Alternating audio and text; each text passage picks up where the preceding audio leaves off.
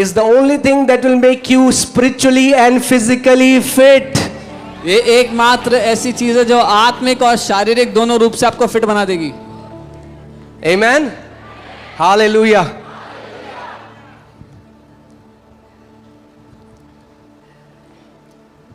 Okay, let me say this way. ठीक है, अभी तक सब सही है? So what we are doing in these 40 days, because we also understand what many people do is, कई बार लोग कोई टीचिंग सुनते हैं, वो एक्साइटेड हो जाते हैं और एक्साइटमेंट में इतना लंबा फास्ट कर देते हैं कि फिर हॉस्पिटल चले जाते हैं. नहीं, बुद्धि भी चाहिए. We need So wisdom. you build your capacity slowly. अपनी क्षमता को धीरे धीरे बढ़ाओ. तो ये जो 40 दिन है, हमें पता है आप में से हर कोई जॉब कर रहा है, आप काम पे जाते हो, तो what we will do is कि हम सुबह 6 बजे से शाम को 6 बजे तक उपवास करेंगे, ठीक है? We will fast from 6 in the morning till 6 in the evening. And you will just have one meal. और दिन में एक मील खाएंगे. One meal, एक मील. not one meal and 4 snacks. एक मील और 4 स्नैक्स नहीं. और फिर रात को दूध पी के सोए. One meal. And that too not to stuff yourself. और वो भी अपने आप को भर लेने के लिए नहीं. 40 जो नंबर है बाइबल में, क्यों? अब किसी ने मेरे को मैसेज किया 40 दिन का ही क्यों रखें? Then somebody sent me a message. Why should we fast 40 days? अब मुझे एक बताओ क्वेश्चन, अगर हम 21 बोलते तो क्या सवाल होता? If 21 we का would क्यों रखें? If we would have kept 21, then they would have अगर said why 1 का 21? रखते तो बोलते 1 का क्यों रखें? If you would have said 1 day, then we would have said 1. तो ये आप कुछ कर नहीं सकते उसका. You can do nothing about पर मैं this. आपको अब बता रहा हूँ कि 40 हमने क्यों रखा But है. I'm telling you why 40. Because 40 is the number of testing and preparedness. 40 जो नंबर है वो परखे जाने और तैयारी का नंबर है. Okay? 40 represents a generation. 40 एक पीढ़ी को दर्शाता है. गिदोन इज़राइल के सेना को 40 दिन तक ललकारता रहा. और इसीलिए हिंदी में I'm sorry, गुलायत. Goliath देखा, आपको पता ही नहीं चला. बाइबल पढ़ने की जरूरत है. kept on challenging the army of Israel for 40 days. गुलायत ने क्या किया? 40 दिन तक इज़राइलियों की सेना को क्या किया? ललकारा. He kept on इस challenging. 40 दिन के उपवास में सारे गुलायत नीचे गिराए जाएंगे यीशु के नाम In में. these 40 days fast, all those Goliaths will be slain in Jesus' name. Amen. So you will see 40 days that testing happened. 41st day David killed Goliath. आप देखते हैं 40 दिन वो परखे गए और 41वें दिन दाऊद ने गोलायत को मार गिराया. 40 years Israelites were roaming in the wilderness. 40 साल इजरायली जंगल में घूम रहे थे. 41st year they entered the land of Canaan. 41वें साल में वो कनान देश में प्रवेश किया. Jesus was tempted for 40 days. 41st day he came out with the power of the Holy Spirit. 40 दिन यीशु परखा गया जंगल में, लेकिन 41वें दिन पवित्र आत्मा की सामर्थ्य को लेकर बाहर आया. Amen. I believe ये 40 दिन खत्म होके एक नए एरा में हम लोग एंटर करने जा रहे हैं यीशु के नाम में. मैं ये मानता हूं that we are going to enter into a new era after these 40 days in Jesus name. Amen. Hallelujah.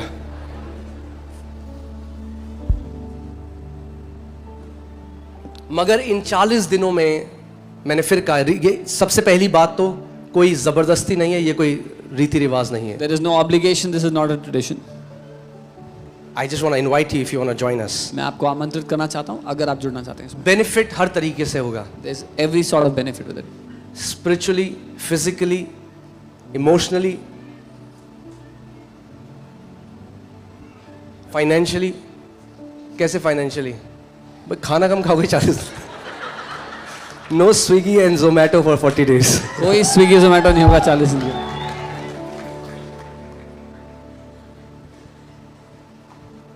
Amen. चलिए देखते हैं कुछ चीज जो इंपॉर्टेंट है. Let's see something important. आप जानते हैं दुष्ट आत्माएं अपने आप से आपके जीवन में कुछ नहीं कर सकती until they find a hook. You know, demons cannot do anything in your life जब तक उनको एक हुक ना मिल जाए. Everything is not demonic, church. सब कुछ दुष्ट आत्मा की तरफ से नहीं है. कई लोगों ने हर चीज को दुष्ट आत्मा को बना दिया है. Some people have made everything demonic. It's your flesh. आपकी देह भी है, आपका Your शरीर flesh है. has appetites. आपके शरीर की भूखें हैं. एंड इफ अगर आप अपने शरीर में जो परमेश्वर ने आपको दिए हैं इम्पल्सेस, एपिटाइट्स, अगर आप उसको काबू में नहीं करेंगे, you can give a place for demons to take you to extreme. But if you don't rule over those impulses, वो जो the desires that God has given to your flesh, demons will use that to rule over you. आपको लगता है कि आपका boss आपके जीवन में चोपड़ा जी हैं या शर्मा जी हैं या वर्मा जी हैं?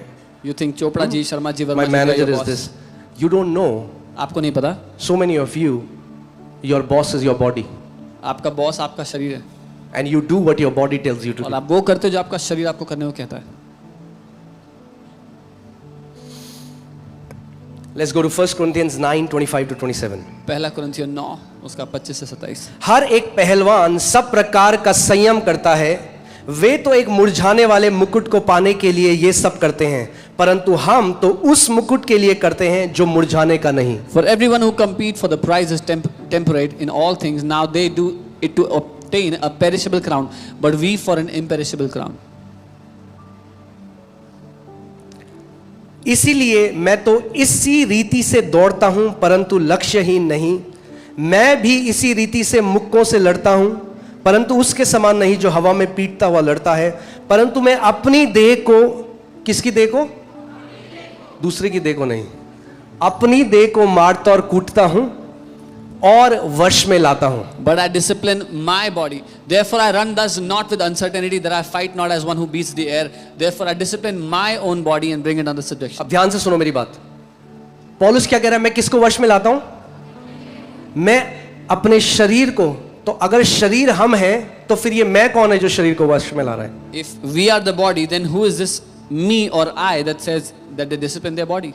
That means Paul is distinguishing himself from his body. Paul अपने आप को अलग बता रहा है अपने शरीर से. आप शरीर नहीं हो, ये आपको जानना बहुत जरूरी है. You are not the body. It's very important that you know. Say I am not the body. कहीं मैं शरीर नहीं You हूँ. are not this body. आप ये शरीर नहीं हो. बहुत सारे majority of people are just living for this outward shell. Many people are living for this outward shell. मगर पौलुस कह रहा है मैं इस देह को अपने वश में करता हूं. तो वो मैं कौन है? Paul says, I bring this body under my subjection. Who is this I?